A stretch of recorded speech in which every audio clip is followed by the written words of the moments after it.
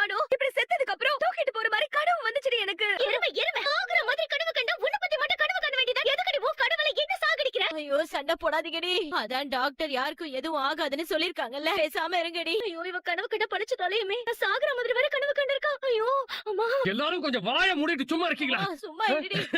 வாயை மூடிட்டு வேற. டாக்டர் நம்ம காப்பாத்துறதுக்கு வைத்தியம் பார்த்துக்கிட்டு இருக்காங்கல்ல. எல்லாரும் நம்பிக்கையோட இருங்க. உங்க வில் பவர் தான் உங்களை காப்பாத்தும். வில் பவர்னா அது என்னடி? உங்க தன்னம்பிக்கை தாமா. உங்க தன்னம்பிக்கையும் உங்க மன தைரியமும் தான் உங்களை காப்பாத்தும். அது யார்கிட்ட இருக்கு? ஐயோ முடியலையே. இந்த மாதிரி நான் செத்து போவேன் நினைக்கவே இல்ல. ஐயோ ஆண்டவா. தைரியமா இருங்க. அட போமா நீ வேற. கண்ணு முன்னாடி எல்லாரையும் தூக்கிட்டு போறீங்க. இதுல எங்கள தைரியமா வேற இருக்க சொல்றீங்க. எங்கடி நாங்க தைரியமா இருக்கிறது? இல்ல எங்க போற? காட்டுக்குள்ள போறேன். இல்ல அந்த காட்டுக்குள்ள போகாத. இல்ல காட்டுக்குள்ள போய் தான் ஆகணும். காட்டுக்குள்ள அது சாதாரண காடு இல்ல. மதிகட்டான் சோலை. அதுக்குள்ள யாரும் போக கூடாது. போனவங்க யாரும் திரும்ப வந்ததே கிடையாது. நீ வீட்டுக்கு போ. நீ வீட்டுக்கு போ. நீ வீட்டுக்கு போ. இல்லைங்க, என் அப்பா உசுரை காப்பாத்தணும்னா நான் அந்த மாத்து மருந்தை கொண்டு வந்தே ஆகணும். அதுக்கு நான் இந்த காட்டுக்குள்ள போய் தான் ஆகணும். அது மதிகட்டான் சோலைன்னு சொல்றேன்ல. அந்த மாத்து மருந்தை கொண்டு வரதுக்காக நான் இந்த காட்டுக்குள்ள போக தான் போறேன். நான் வரேன். போகாதங்கறல.